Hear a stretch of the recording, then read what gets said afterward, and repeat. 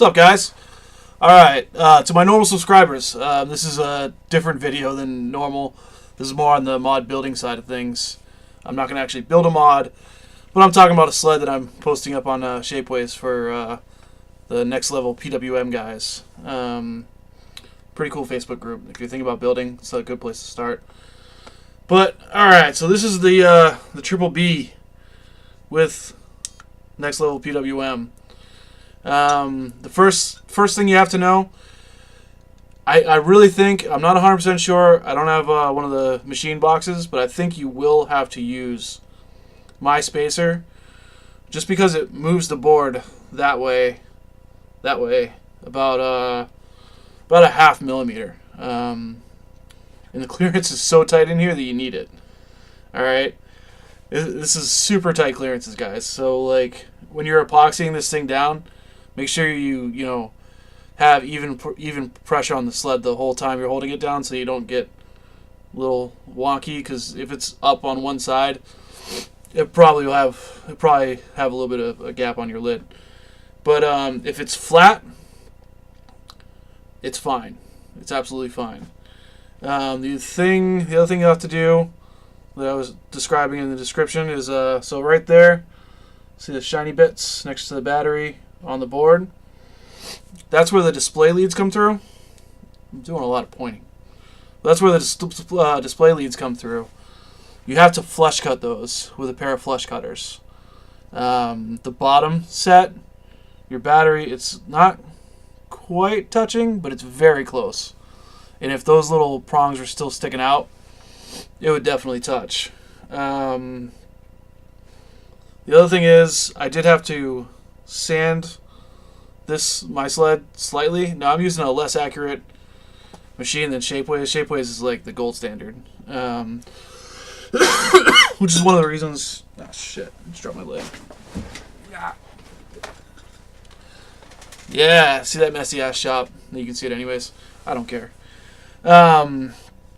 So you may have to slightly sand the sled. Say that 3 times. To get it to fit perfect in the box.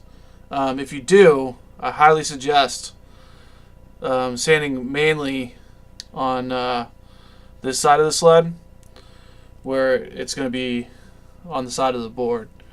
And you can take, just a slight bit off the other side as well if you're starting to come uneven, but you shouldn't have to take much off. It's literally just to get it in there. The batteries, I built in about 0.25 millimeter space extra for each one.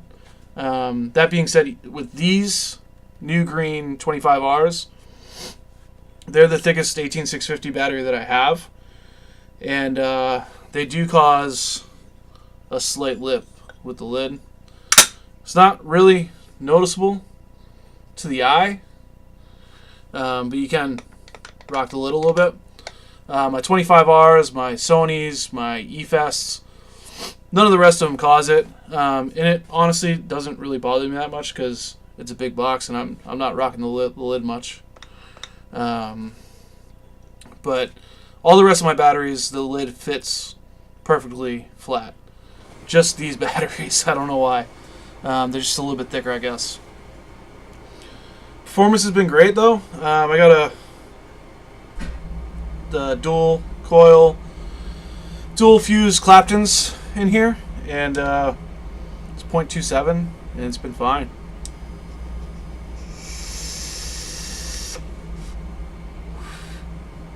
Love this RDA, by the way.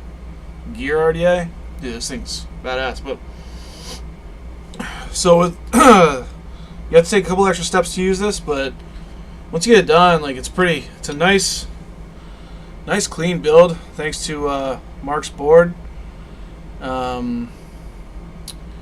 I ended up running the positive wire on the inside of the board and up, and there was enough room to do that. Let's see if I can show you. Alright, yeah, see the little wire? It goes down on the inside of the board. And that worked out really easily. There's enough space in there. It's fine.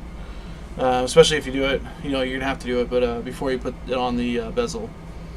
But if you do that and then put it on the bezel, there's plenty of room, and there's actually room along the bottom too.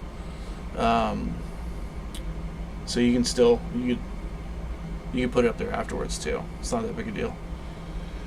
But yeah, I've been running around like crazy, guys. I just had a baby, so I'm like, I got 15 minutes to come down here and finalize the design and put it on Shapeways and make this quick video. So I've been running back and forth and whatever, but it's a good setup.